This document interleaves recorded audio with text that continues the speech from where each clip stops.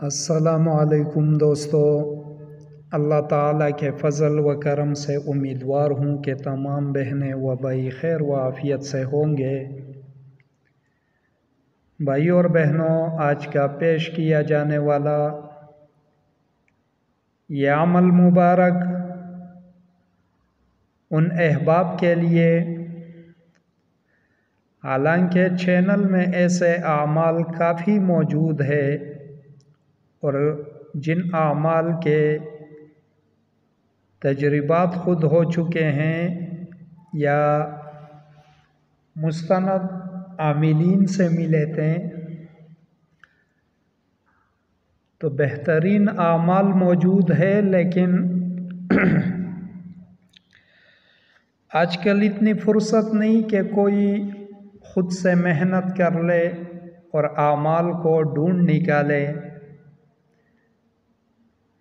फिर भी नए नए आमाल के चक्कर में, नए नए आमाल के टटोलने में इंसान दिन रात सरगर्दान रहता है। आम बंदों की बातें क्या कहने, हालांकि आजकल हमारे मुआलिजीन, अल्लाह माफ़ करें, बस अमल को पकड़ा, एक दो दिन साथ रखा, अगले दूसरे अमल के लिए दिल उछलना मचलना शुरू हो गया। इसी चक्कर में चलते चलते हर बंदा मुआलिज, महारत रखने वाला ये न बन सका, इससे रह गया और जोल मुजर्रिबात की बीमारी उसे लाहक लगती हुई नज़र आ रही है। पर खैर, आज का अमल जो है ये भी ऐसे अमर के लिए हैं कि किसी जगह, दुकान, मकान या कब्रिस्तान या ऐसी जगह जहाँ पर जिन्नात के बसेरे, असीब, डाइन, चुड़ैल, बदरूह, शयातीन, हमजाद, गैबी मखलूक़ात, अलगरज सरकश मखलूक़ात के बसेरे हो और नुकसान के दर पे हो, शरारतें करते हों, शरारतों में नुकसान इंसानों को, इंसानी आबादी को पहुंचा रहे हो, तो उसके लिए ये इंतहाई तीर बहदफ अमल पेश कर रहा हूँ। याद रखे, सिदरी राजों में से हैं, आला पाए का अमल हैं और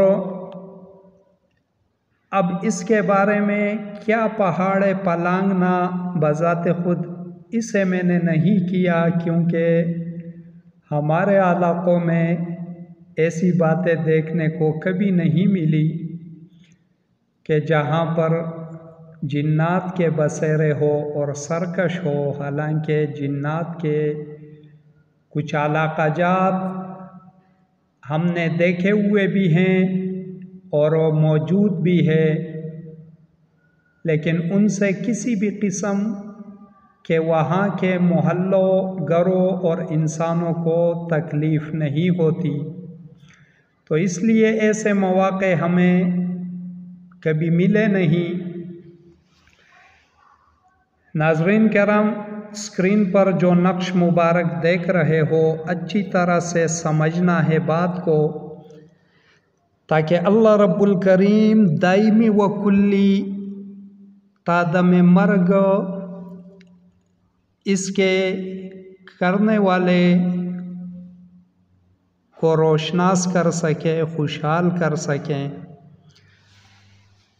नाज़रीन करम, जैसे कि स्क्रीन पर आप अहबाब देख रहे हो, देखिए एक आदत ऊंट के पाँव की हड्डी लेनी है, ऐसी हड्डी जिसमें खराश ना आए, जो टूटी हुई ना हो, सालिम हड्डी हो। घुटने से लेकर पाँव के सोए तक सालिम हड्डी जो होती है वो हड्डी लेनी है। उसके ऊपर लाल पेन से, लाल स्याही से बावुज़ू हालत में इस नक्श मुबारक को इस तरतीब से लिखना है कि सबसे पहले इस तिलिस्म को लिख लें, इदखिल, यहाँ पर जिन जिन जिन ये लिखना है, फिर ये जब ये लिख दिया तो यहाँ पर इब्लीस लश्कर इब्लीस नमूदार, तो फिर ये लिख देना है। फिर नमरूद लश्कर नमरूद नमूदार, तो फिर ये लिख देना है। फिर फ़िरौन लश्कर फ़िरौन नमूदार, तो फिर ये तिलिस्म लिख देना है। शिद्दाद लश्कर शिद्दाद नमूदार, तो फिर ये तिलिस्म लिख देना है। अब यहाँ पर बुद्दूह बुद्दूह ये लिख देना है। नाज़रीन करम, जब ये लिख दिया तो फिर इसके गिर्द दायरे में सूरह कौसर पूरी लिख देनी है। बिस्मिल्लाह शरीफ भी लिख दें और फिर पूरी लिख देना है। अब जब ये लिख दिया तो एक लाल रंग का कपड़ा रेशमी लेकर ये हड्डी उस कपड़े में रख देना है। साथ में थोड़ा सा सिंदूर रख देना है, थोड़ा सा गुड़ रख देना है। इसके अलावा तांबे के कुछ सिक्के रख देने हैं या पत्थरे रख देने हैं। थोड़ी सी इलायची रख देनी है, थोड़े से लवंग रख देने हैं। वज़न की कोई क़ैद नहीं, हस्बे इस्तिताअत व मुनासिब रख देना है। इसके बाद सूरह कौसर शुरू कर देना है। एक मरतबा बिस्मिल्लाह पढ़कर 101 मरतबा सूरह कौसर पढ़ लेना है और उसके बाद ये तवकील जो है ये 11 मरतबा पढ़नी है। इस तवकील में भी बिस्मिल्लाह 1 मरतबा पढ़ना है।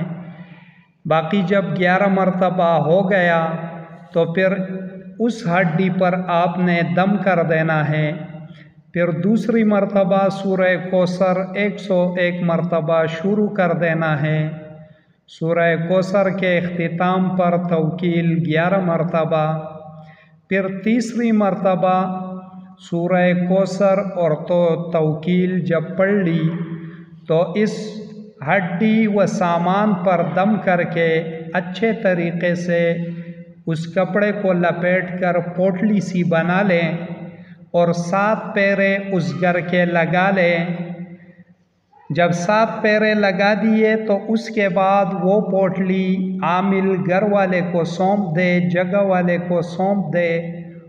और अगर ऐसे इलाक़ाजात में रहते हो जहाँ पर रेलगाड़ी वग़ैरह का आना जाना लगा रहता हो तो इसको जो है ऐसी हालत में रेल की पटरी की दूसरी साइड पर फ़ौरन ज़मीन में गाड़ देना है और फिर वापस उसी पटरी को पलांग कर आ जाना है। पीछे मुड़कर क़तन नहीं देखना।